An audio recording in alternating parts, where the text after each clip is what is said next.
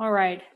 Hi, everyone. Thanks for joining us for the first Grad Chats from the Undergraduate Research Office. I'm Karine Werzinski. I am an Assistant Dean and the Director for Undergraduate Research here at Michigan State University. I'm serving as the moderator for our panel today. If you could advance the next slide, Christina, please. All right, so there I am. The Undergraduate Research Office supports all undergraduates at MSU to engage in research and creative activity opportunities across campus. Normally, we have an in-person grad chat conversation in the summer as part of our summer research program series, but with the move to online instruction and virtual learning, we're trying this in a virtual setting. So what will happen over the next hour is you'll hear from several of our panelists who are currently in graduate school here at Michigan State University, and they're going to be talking about their experiences of why they decided to pursue a graduate degree, why they decided to come to MSU, and advice that they would give students who are considering about graduate school. In just a moment, I'll have each of our panelists introduce herself.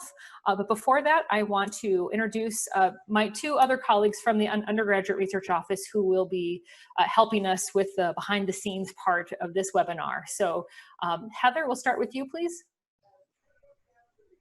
Hello, I'm Heather Dover, and I'm the coordinator for undergraduate research, and you will see me behind the scenes for today, but we also help with MidSure, the summer research forum. So if you were participating in that, I'm one of the people behind the scenes for that as well.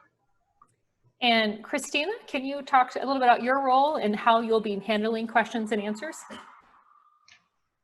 Hi there, everyone. My name is Christina Eigel, and I'm a program assistant for undergraduate research. I am also a current graduate student in the Student Affairs Administration program. I will be helping, it'll be Heather and I looking at all of your questions. And there's the Q&A box that you'll see on your screen. It might depend if you have Zoom downloaded or if you're using just the web application where that will be on your screen. But Heather and I will be monitoring those, so we'll be asking those either aloud or answering them in the chat.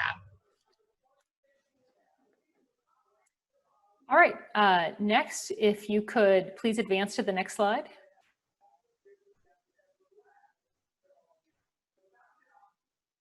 So Christina reviewed how you can ask questions. There it is in printed format. You can ask a question via the chat box using the Q&A feature. And if you feel like your questions haven't been asked by the end of our time here, you can always email them to the Undergraduate Research Office and we will connect with our panelists. Now I'd like our panelists to introduce themselves. Oh, and I think I skipped a slide. Sorry, real quick. Our agenda today is we're going to spend about 10 minutes having everyone introduce themselves of our panelists. We have a couple questions to ask you about your interest in graduate school that will help guide our discussion. And then the rest of our time will be spent in conversations about why graduate school in the social sciences, humanities, and arts. When this is all done, we ask that you take a minute to just provide us feedback on a short survey so we can improve our programming for future students. Now, if we advance to the next slide, you'll see pictures of our panelists. Oh, now it's the poll. I'm so sorry. Actually, thank you, Christina. This is our first time doing this in this format, so we're still working through a few things. Amanda, if you could first give your introduction, please. Sure. Hi, everyone. My name is Amanda Flores, and I am an entering fourth year doctoral student in the Higher Adult and Lifelong Education program. I received my undergraduate degree from Texas A&M University, and my hometown is in Deep South Texas.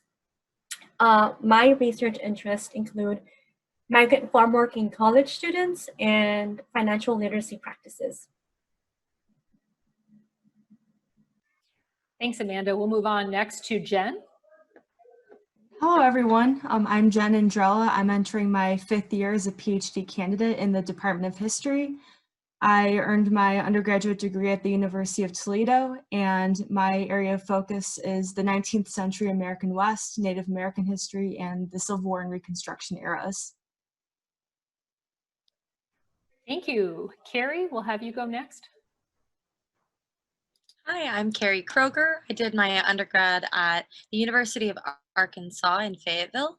I'm a fifth-year PhD student in psychology in the cognition and cognitive neuroscience program. I study in the timing, attention, and perception lab with Dr. Devin McCauley, where we do research on motor timing, time perception, and music cognition. Thanks, Carrie. And last but not least, Sosha. Hi everyone, my name is Sasha Lane. I'm the third year of doctoral student in musical arts, and my undergrad was back in China, and now I'm majoring in choral conducting. Thank you. Now, just a reminder for everyone, maybe your particular research area isn't represented in our panelists. That's okay.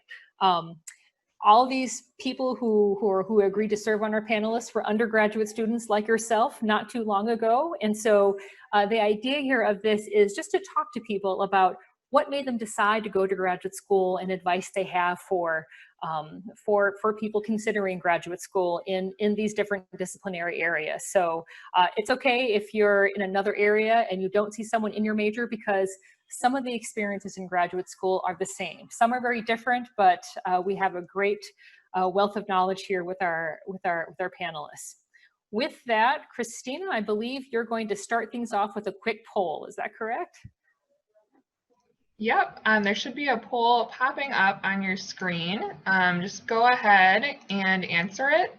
You can answer anonymously, or it might also record, but just go ahead and answer the poll. There'll be a couple of questions.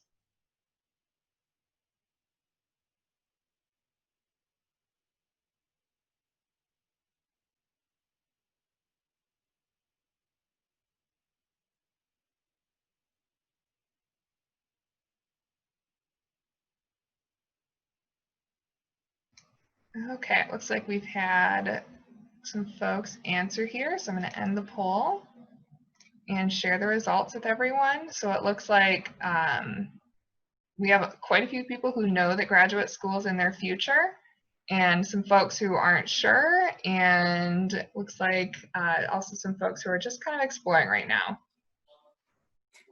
And just a reminder for our audience members, we can't see how you answered. All the results are shared in aggregate form, so we only see that final answer.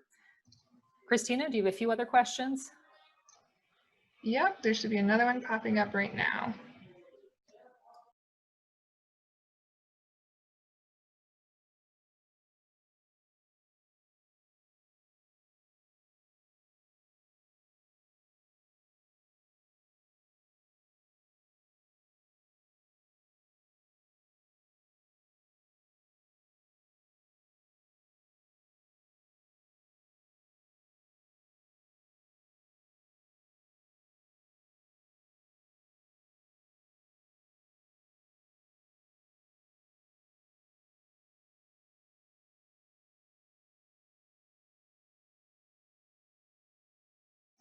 Okay, so it looks like things kind of slowed down with responses. So we have mostly MSU students and maybe one person joining us from elsewhere. Welcome. We'll have one more question.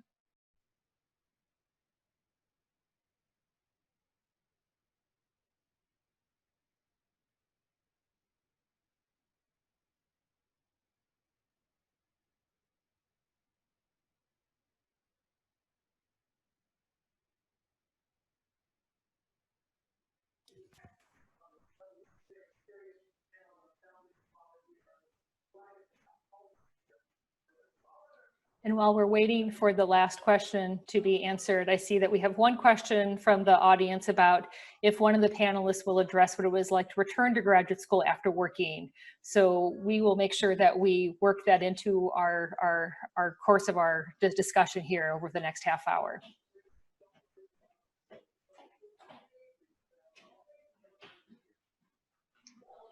Okay, so it looks like things are pretty even here, but a lot of folks want to know how graduate school is different from undergrad.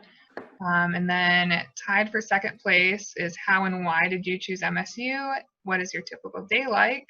And then we also have some people who would like to know what made you decide to pursue a graduate degree.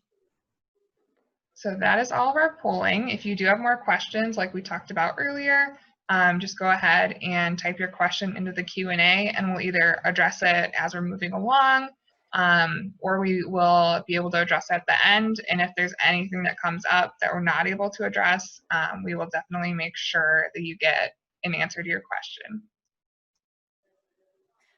Okay, with that, Christina, thank you for arranging for the poll. If you could advance to the next slide, please.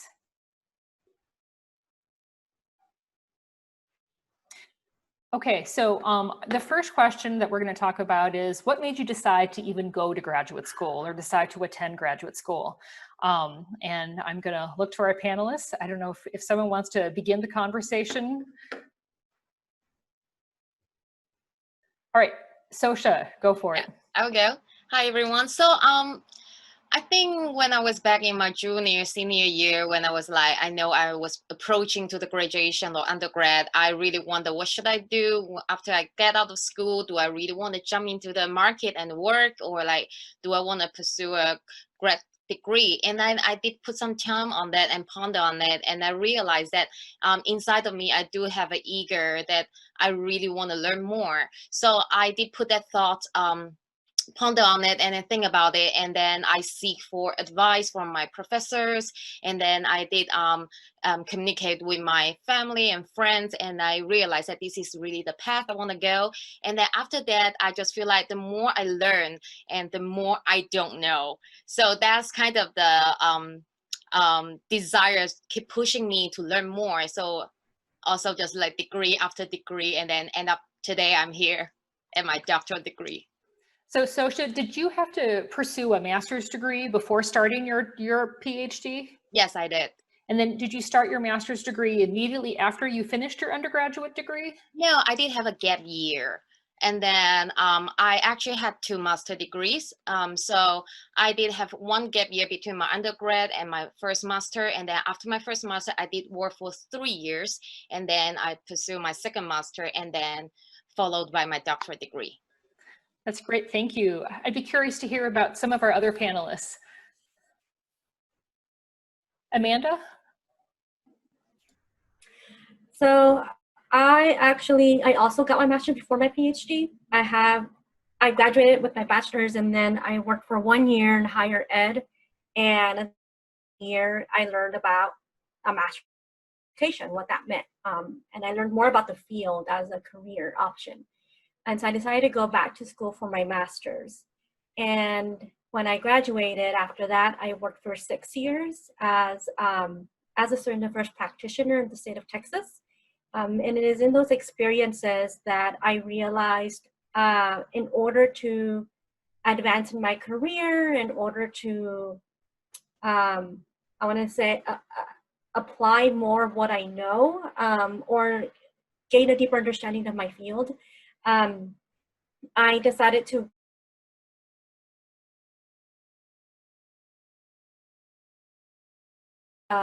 I aspired to be like a dean of students or a VP of student affairs at a mid-sized institution, and I learned that you need a PhD for that. But in addition to that, I also realized that there is so much more scholarship out there for me to lean on and glean from, and to inform my identity as a practitioner.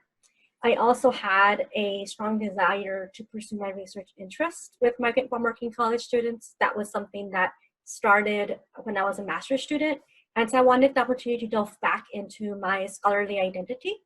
And in doing so, I am slowly developing this scholarly practitioner identity because I went back to school. Thanks, Amanda. So again, for you, you had a couple years in between when you finished your master's degree and when you began your doctoral program, correct? Yes. All right, we'll come back to that in a second. Jen or Carrie, why was it important for you to start a doctoral program given your career interests, one in history and one in neuroscience? Carrie? So when I was about around my junior year, I started getting into psychology research. So I worked in a music cognition lab under the direction of Dr. Lisa Margulis, and I was an honors student, so I decided to do my honors thesis with her. And essentially during the course of my junior and senior year, I started getting really involved in research and started getting really passionate about that. And it was very quickly clear that the way to go into psychology research was to go and pursue a higher education degree. And so I chose to do a PhD program that is also a master's program. So the Cognition and Cognitive Neuroscience program at MSU has a master's in the first 2 to 3 years, and then the second half of your degree is pursuing the PhD. So I had the opportunity of doing both of those, and it was essentially because I wanted to go the route of being what my undergraduate mentor was, which was an independent researcher, a principal investigator at a large R1 university. And so a PhD is necessary to go that route in academia. So I want to decode a few things that Carrie talked about. She talked about an R1 university. Universities come in different shapes or sizes, and an R1 university means a research-intensive university. So it sounds like for you, Carrie, for you to do the type of research and scholarship that you wanted to do, a PhD was required. That was almost like a qualification to be able to pursue or to go farther in your research. That's correct, yeah. All right, and I see we have some questions coming in. Jen, I want to give you an opportunity to just respond if you have a different experience as to why you decided to pursue a PhD. Sure, yeah, so I knew pretty early on in my undergraduate career that I wanted to pursue a PhD. I have always wanted to be a history professor, and getting a PhD is really important to reaching that career goal. In my junior and senior year, I conducted a departmental honors thesis, and I became really deeply engaged in doing that research, and I wanted to expand that into a dissertation. So those are the two primary reasons why I wanted to continue into a PhD. I went directly from undergrad into MSU's PhD program. Great, thank you. Looking at some of our questions. So the first one from Solomon was about what was it like returning to a PhD program after being away from school? So if anyone on the panel had some time off in between their undergraduate or master's degree and when they started their doctoral program, can they talk about that transition? Amanda? Sure, I remember it so vividly. So I was out of school for 6 years, and very much in this practitioner identity of just applying what I've learned. It's closely with students, programming day in and day out. And so transitioning back into a student role was an interesting experience for me, because I had to recognize that I didn't have the 8 hours a day to do the programming. My current assistantship is an administrative assistantship, 20 hours a week. And I had another graduate student with me, and she had to remind me, like, it's only an assistantship, like it's 20 hours. Whereas I was used to working more than 40 hours a week in my past role. And I really enjoyed my responsibilities. I love my involvement with the students, with the programming aspect, with the developing of ideas. And it took me a while to sort of like, I have to step back and leave my work at work versus taking it home with me. And then also on top of that was the classes demanded a different type of analyzing and understanding of the text that we're reading. So the way that I had come to understand sort of a typical classroom experience was very different at the PhD level. The conversations required different type of rigor, a different thinking and analyzing. And so I had to really kind of reconsider, what does it mean to be an academic versus a practitioner, and then think about, okay, how can I blend both of those identities if afterwards I want to be the scholar practitioner and not just an academic. So it was a little bit of a identity crisis for me in my transition. But yeah, that's what I'll say about that experience. So here's a question for anyone on the panel. When you think back to when the first course you had to take in your PhD program, was there any anxiety related to that first writing assignment, or just kind of getting back into the saddle, as they say, of having homework again?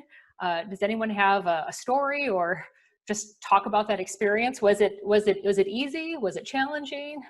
Were there any surprises with PhD level work? So I'll go. My first semester, I was in 2 required courses. So that may be very different from undergraduate. A lot of times you'll take, 4 courses in a semester as an undergrad. And then in graduate school, because I'm in a research program, part of my time was spent doing research and then only taking 2 classes a semester. I took a gap year between undergrad and grad school. And so I had been kind of out of the game of just doing classwork and things like that for just a year, so not too far away. But my first semester, one of them was a math course. And so I do remember kind of a little bit of shock going back in and taking a math course for the first time in maybe 3 or 4 years. And then my other class was about artificial intelligence, and it was very discussion based. And so it was really an interesting mix of my first 2 classes in graduate school, one being a really high level statistics course and kind of taking what I had learned in undergrad and applying it in a way that I had never seen that before.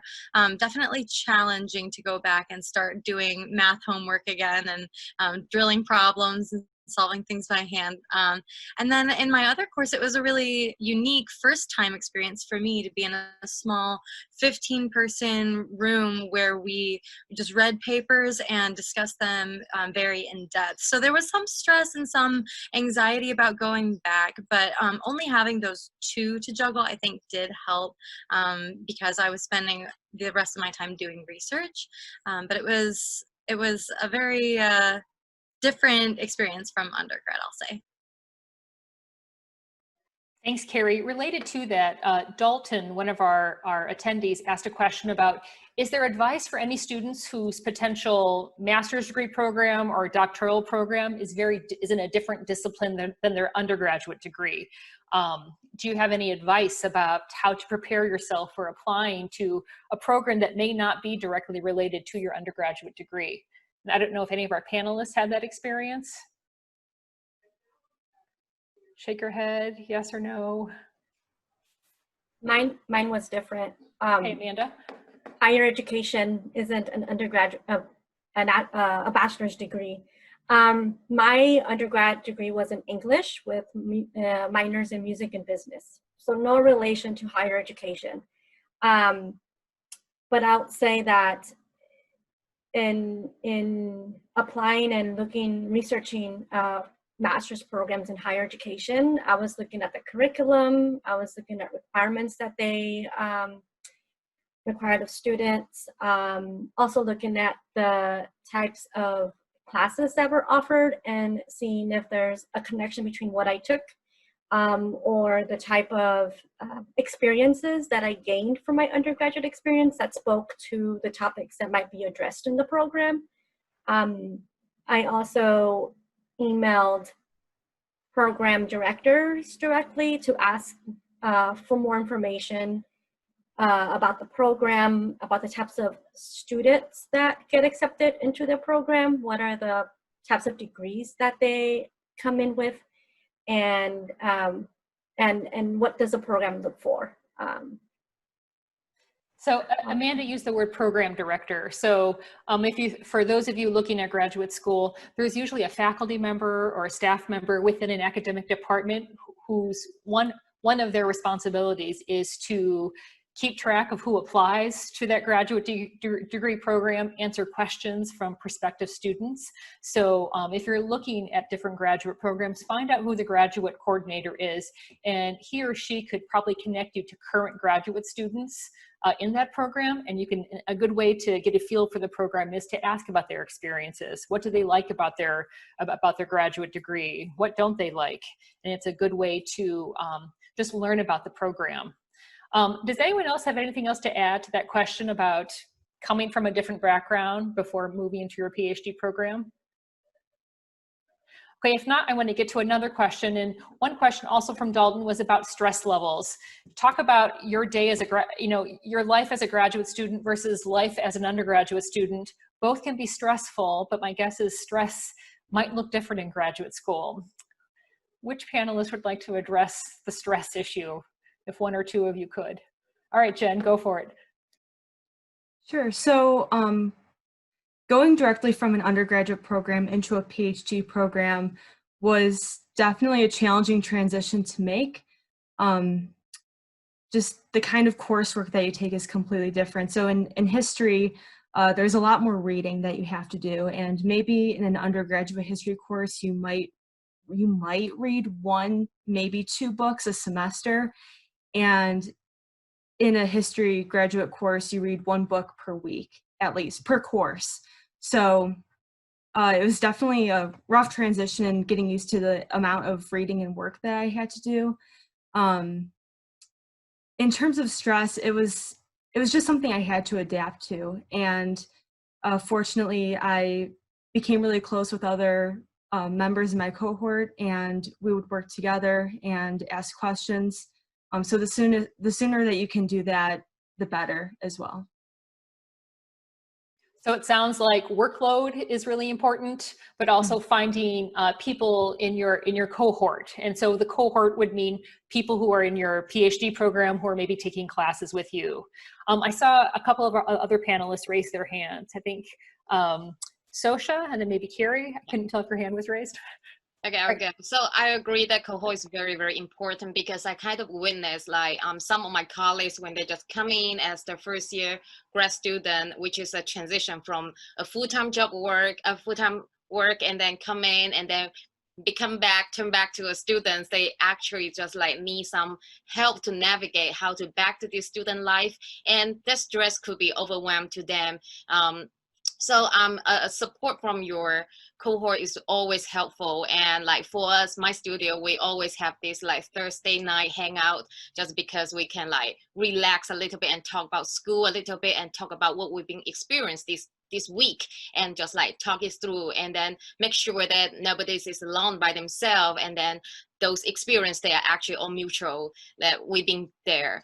And for me, the stress of being a grad student, especially now at the doctoral degree, is like I feel like I have so many roles on my shoulder, and I'm not only a student, I'm also a teacher to my the classes that I'm assisting now, and I'm also building up my degree out there. I need to go to conference, I need to prepare for my presentation, and I also need to build up my connection out there. For me, it's like all the music performance. So it's like so many things at the same time, like not just the academic assignment that Jen just mentioned, that workload is a lot, and then but you need to prepare to teach, to represent yourself in front of the undergrad students, because being a professor at the university is my career goal, so I need to take it very serious to build up my experience there. So I think the multiple roles on one shoulder is kind of stressful, but it's also very benefit to train me better and stronger. So Sosha, it sounded like you had just different roles compared to your undergraduate experience, especially that role of teaching undergraduate students in a TA role or a mentoring role, plus thinking about what your own career is going to look like with that need to present at conferences. Carrie, do you have another perspective to add? Sure, just a quick little addition. So my undergrad experience was I worked through undergrad. I would work anywhere from 20 to 30 hours a week on top of taking courses and being an honors student. So my stress level in undergrad was extremely, extremely high, and trying to keep, my grades, all A's every semester that I could. And then transitioning into graduate school, I would say that the stress is different. So now I'm not necessarily working in, at the time I was working in a restaurant for 20 to 30 hours a week. And now I don't have the stress of work and the stress of school separately as much. And instead in graduate school, I find that more stress comes from the fact that you are much more independent. You don't have the stress of maybe cramming for an exam right the night before. There's a lot less of that. There's, in my program, fewer courses and less coursework, but there's a lot more independence than there was in undergrad. So we're expected to kind of be keeping ourselves on track rather than having someone giving us deadlines every week, every day. So that was something that I had to kind of adjust to, just keeping myself accountable, being very organized, keeping my schedule organized and things like that. And then also the time difference. So the commitment of time to my undergrad, even though I was taking more courses, I was still able to be working all of the rest of the time in a job and making money. And then in grad school, I pretty much spend 40 hours a week doing graduate student specific work. That is, partially because I am on a department committee, so I have extra volunteer work, but also because the time commitment is generally just greater in grad school than undergrad in my experience. So that can be a little bit more stressful, but thankfully it balanced out by me not having a second job to pay for living expenses, because I am fortunate to be in a program that offers fellowships and things like that, assistantships and things that can make finances a little bit more tolerable during education. So that's a good segue to talking about how an undergrad differs a little bit from graduate school. Carrie mentioned a fellowship or a graduate assistantship. And so some graduate programs, not all, will offer fellowships, which is essentially a scholarship to attend graduate school. There are often research assistantships or teaching assistantships, or Amanda has an administrative assistantship where you work for roughly 20 hours a week and you get a stipend, plus they pay for so many credit hours towards your graduate degree. So if you're thinking about applying for graduate school, you should inquire with that program coordinator if they have fellowships or if they have graduate assistantships. We've spent a lot of time talking about just your experience in graduate school. It looks like we had another question from Jack. Oh, I'm sorry. Before I get to Jack's question, I'm going to Solomon asked a question about the differences between assistantships and fellowships. So I don't know if anyone of the panelists feels comfortable doing this, if you're on a fellowship or an assistantship. In my experience, a fellowship has been more like a scholarship. There isn't a job required with it. It's almost like an honor. You're a fellow and you're given a scholarship to attend a certain program, where as an assistantship, there's some type of work associated with it, whether it's a research assistantship, a teaching assistantship, or an administrative assistantship. Does anyone in the panel want to talk about their assistantship and what they do? If I could have an example. Amanda? So mine is a graduate assistantship, and it is administrative, and I do work the 20 hours. I opted for a graduate assistantship because I wanted to keep the practice of the application, higher education, throughout my educational experience, and so I opted for a graduate assistantship versus a fellowship. However, there are, like Karine mentioned, that the departments offer some fellowships, and in my program, one of my colleagues is on a 5-year fellowship, where the first year she doesn't do anything. She doesn't have any responsibilities. The next 3 years, she's an RA, a research assistant, and they assign her to faculty in the department.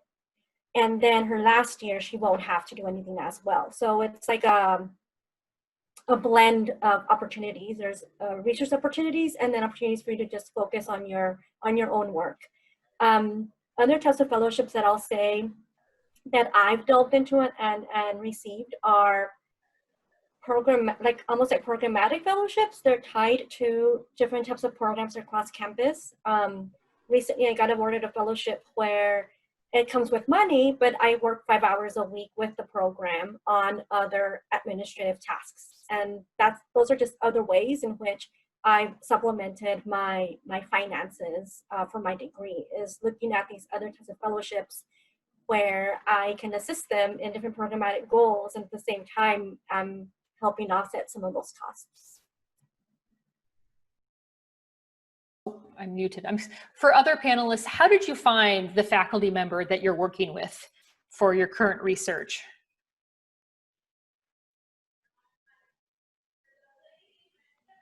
I was introduced by my master's degree school's professor because at that point I was looking for a doctoral degree, so I did not know all the universities in United States very well. So I reached out to help and asked him for advice, and then I did do some research by myself, and then I reached out to the professor. So that's my way to do it.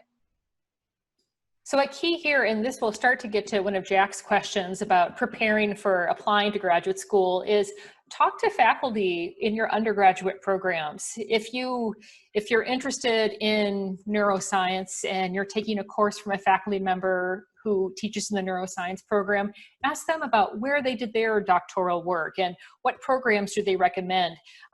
If you're an undergraduate researcher, talk to the graduate students or your PI or mentor to see where they have done their work, because there's a lot of networking that's going on.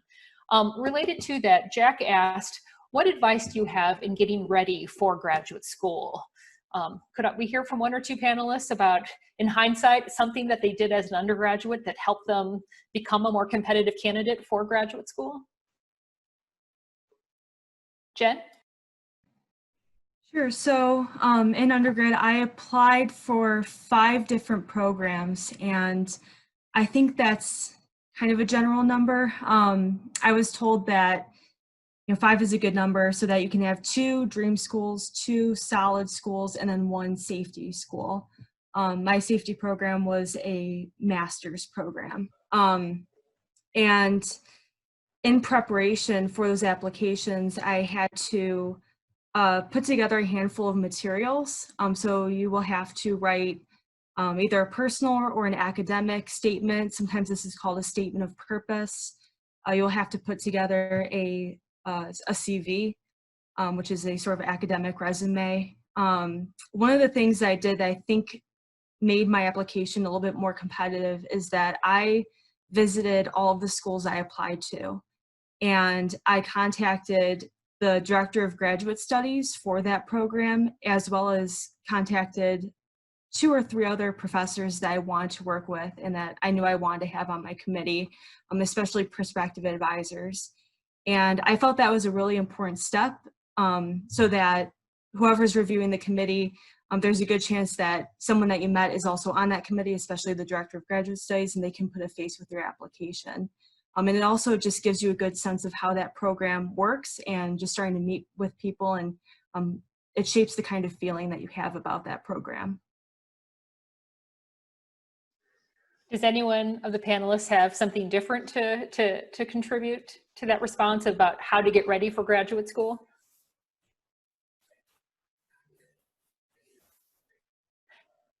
Jen, you talked about a safety school, and then Social, I'll have you go. What do you mean by a safety school?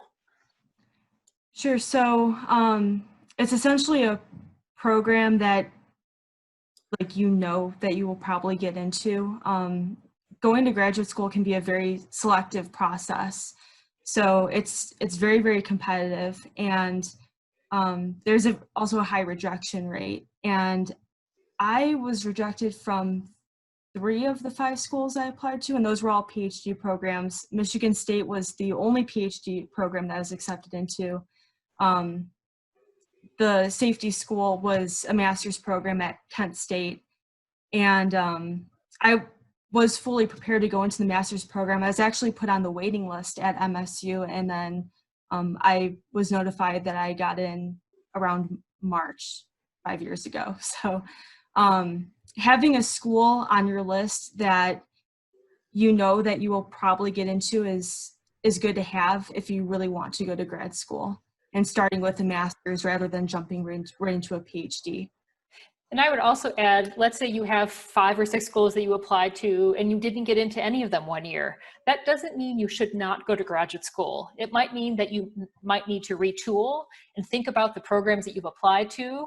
I have a student that I worked with who ended up applying to very different graduate schools, found a research assistantship for that year in between, and kind of just slightly changed the types of programs that she wanted to apply for. And that year of work experience and soul searching and hands-on experiences really made a difference for her. Sosha, you had your hand raised. You had something else to add? Yes, so I would say, like, in terms of preparing to apply for grad school, I would say, like, building up your CV or resume is very important as well, because that would help you to stand out, like, among all the applications. And I would say you can, like, work on it, because if you have the direction to go for your graduate study, you can work on your experience, like C4 experience, that would help you to build up your CV towards that direction. And some of the schools that might require working experience for the degree, like, for instance, my major in at MSU does require working experience before you come in for this this grad degree, but not every school does that. So you need to, like, do some research, see does the school require working experience. So if they do, you can just, like, see for some experience to see for job opportunities to work on that and build up your reputations and experience you can put on your CV. And the other thing is, like, I always talk to either my students or my friends who are applying for grad school. I always say, dream big. Don't be afraid to apply for those schools you think is very prestigious, or, like, you think is very up there. Always dream big and go for that, because there's nothing you can lose. So my personal experience, like, my previous master degree school was Westminster Choir College. It might not as well known as, like, Juilliard or those, like, big music school, but in my major, the choral conducting field, is a world well-known school. So it's, like, the level there. And I never dreamed about myself can get into the school. At that point, I was just thinking, I'm just gonna try, and I have nothing to lose. And I got a degree now. So yeah, I also have a friend just, like, got in Juilliard last year, and her initial purpose just said, I just want to get a rejection letter from Juilliard, but she got in. So I would say always dream big and go for it. Thanks, Sosha.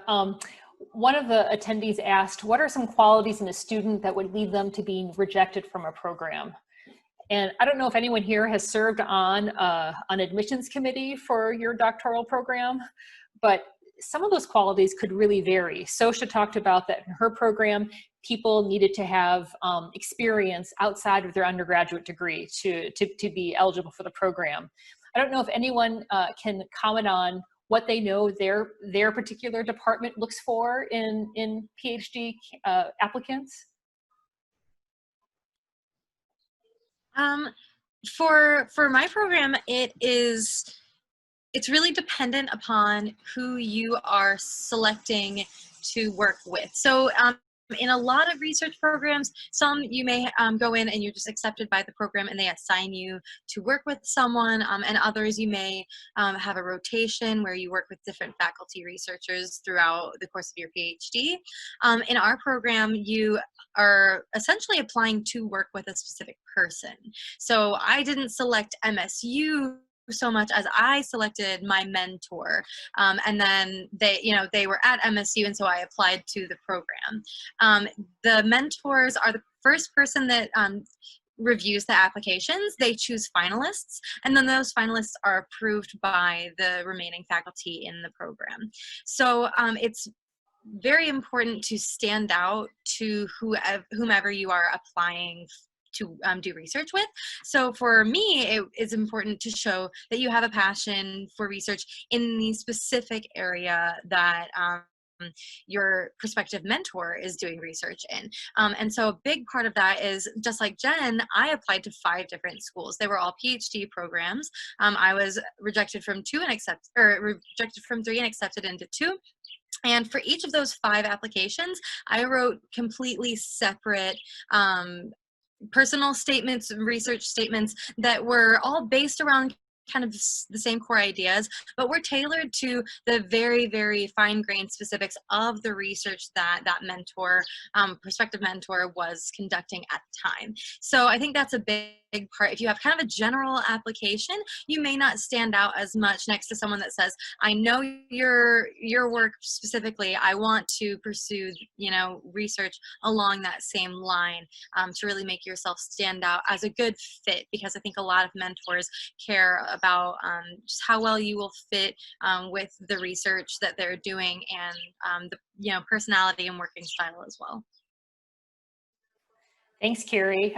We could spend a lot of time talking about this topic, but I want to get to a couple other questions that were also asked in the Q&A. And again, these questions go back to the graduate student experience.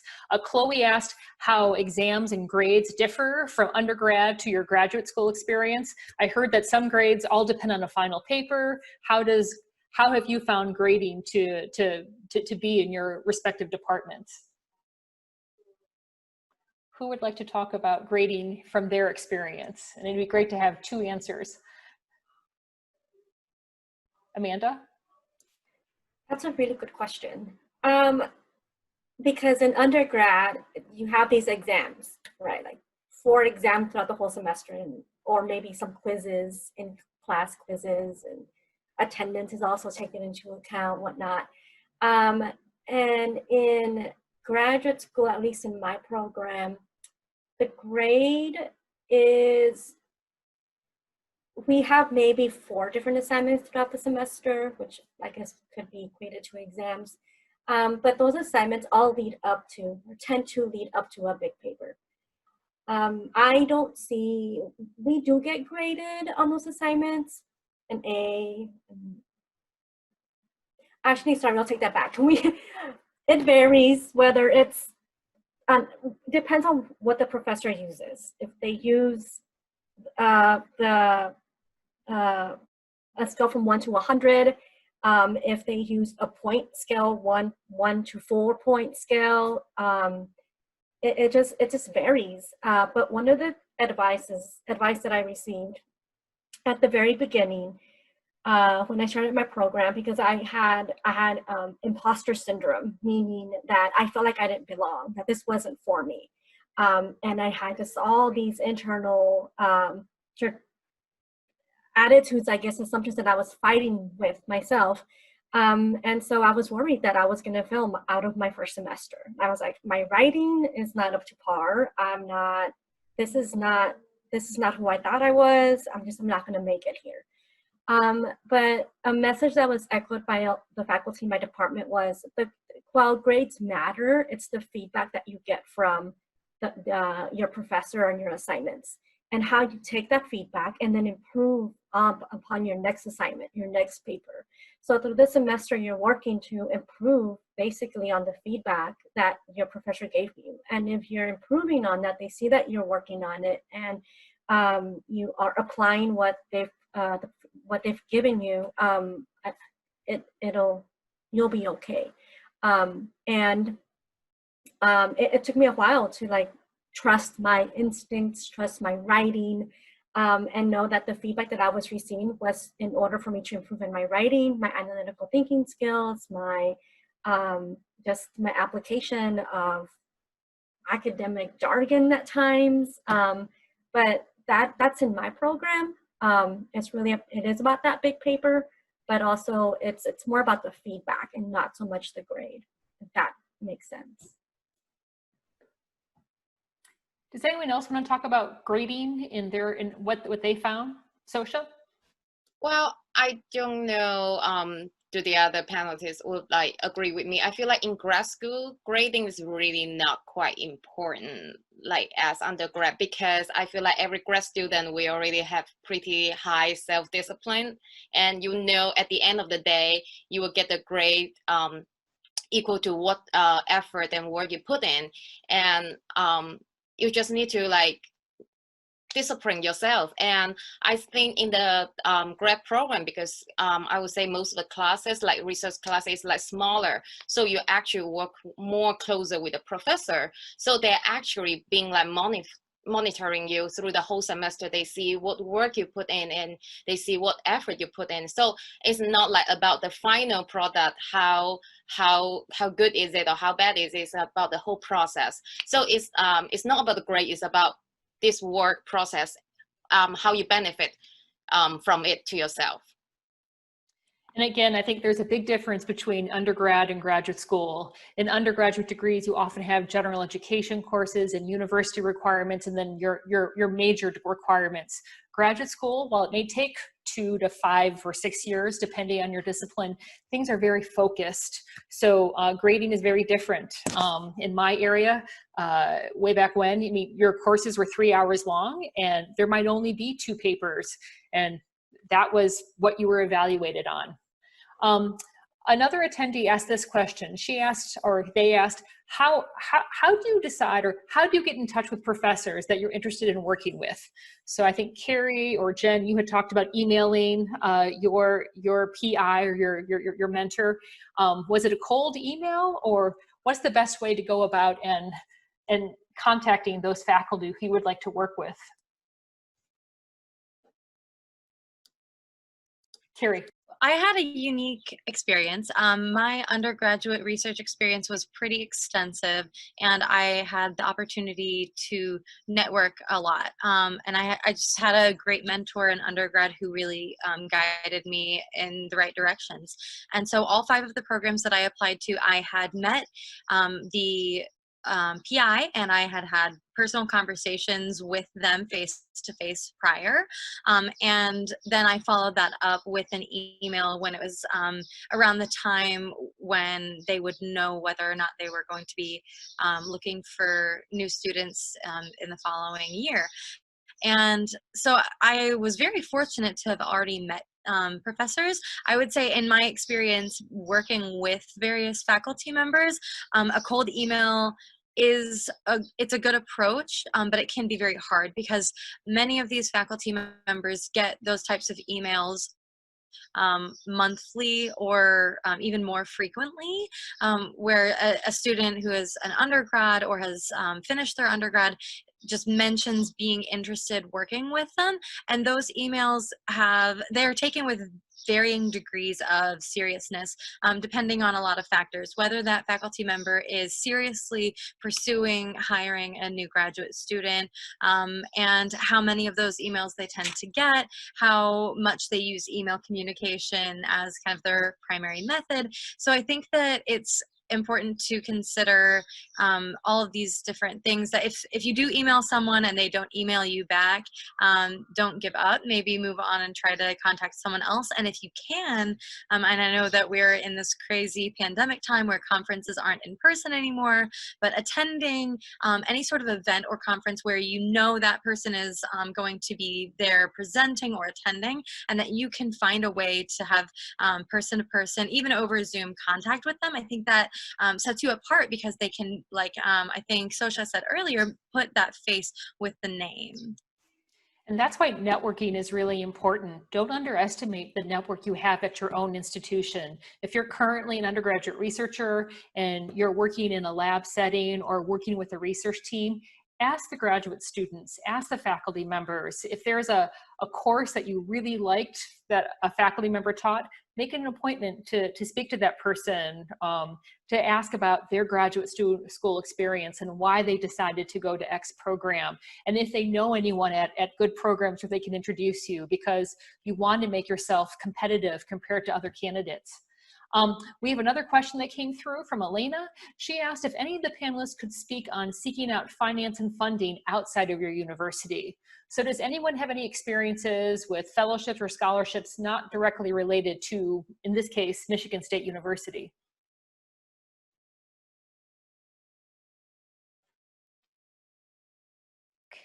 Jen? Yeah, so seeking funding for research externally is a really important part of my program and experience.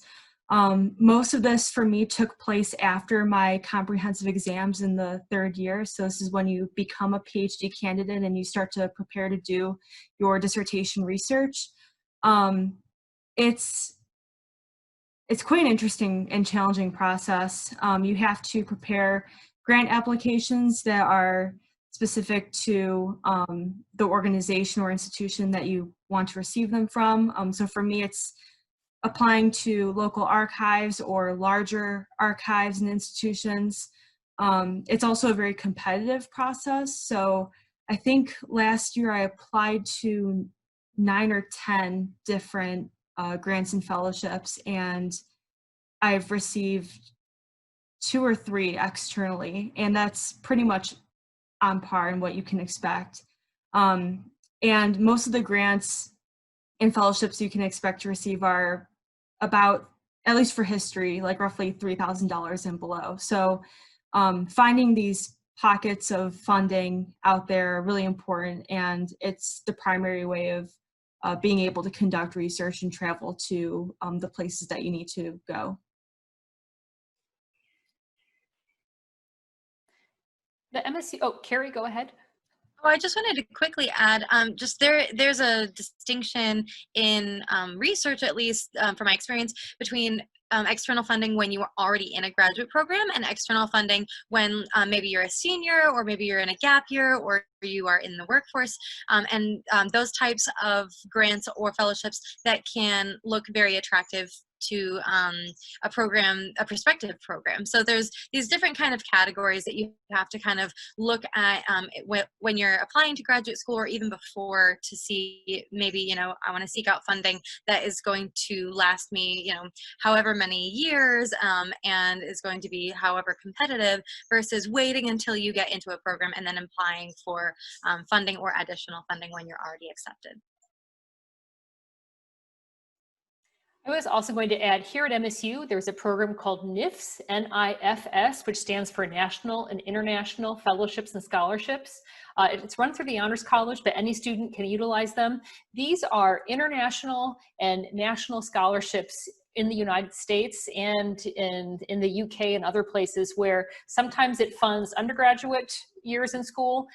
Many of them fund a year or 2 or 3 or 4 in graduate school, and it really varies by academic discipline. So if you type in NIFS into the MSU just search engine, that office will come up, and you should read through the different scholarships they have available. The MSU library also has a scholarship database. There are hundreds of scholarships, and it requires a lot of work for you to drill down, but sometimes there's scholarships for certain disciplines, undergraduate and graduate. Sometimes it's by certain states. There's just a variety of different funding sources.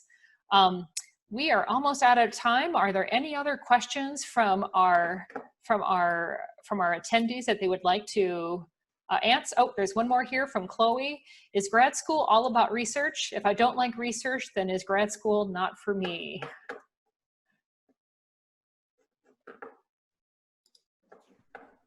I think this really depends on what major you are getting into, what area, because as me, my degree doesn't require as the heavy research as the other majors, because I'm in the musical arts field. So besides the research, we all also very emphasis on the practical experience. So that's why we need to go out a lot to perform, or like to be a adjudicator somewhere, or like to present somewhere. So it's like all combination of experience there. So it really depends on what field you are getting into. I would also add that programs have different structures. Some of them are PhD programs, some of them are EDD programs, some are masters in education, masters in science, and it just depends on the curriculum of the program. In your research, you want to look for that. What classes does the program offer, and then sort of like what are the tenets of the program? Are they strictly research based? Are they practice based? I know for me coming in, like I know that I don't want to be strictly a faculty member because of the research aspect and the tenure process. It's just not something that I'm interested in. But I know that I want to be able to use research methods and research techniques and apply those to my future career goals. So again, it's just thinking about what do you want and then what do you need to get there. And I have to agree that it varies a lot by program. I would say that for practical advice, if you want to know that information about a program and it's not on their website, contact someone who is a program director or a director of graduate studies in that department and ask for a copy of their graduate handbook. I would say most, if not all, graduate schools have a handbook for the students in a current year, and that will tell you exactly what the students are going to do for that year through their entire program to get to their degree. So it'll be more specific. We are just about out of time. So first, I want to thank our panelists for joining us today and for being, this is the first of 3 conversations based by disciplinary area. So thank you everyone for joining with us and figuring out this new format. For our attendees who have joined us today, this will be posted shortly so you can go back to reference things. You see our contact information up there. If you don't know where to start, and you want to just talk to someone, please feel free to email the Undergraduate Research Office. We may not be an expert in your area, but we can help you figure out someone on our own campus to connect you to begin this process. But as you can see from what our panelists said, attending graduate school and applying is a lot of work. I often say it's like finding a job. So while you're in your undergraduate program, you have to start thinking about it, be aware of deadlines, and put a lot of time and effort into organizing things. Things don't always fall in your lap. So it's a process, and don't underestimate the mentors and people who you're working with now. Most graduate students who I've worked with are happy to talk about their experiences and to give advice as well. So thank you to our panelists, and thank you to our attendees for joining us. This concludes this webinar.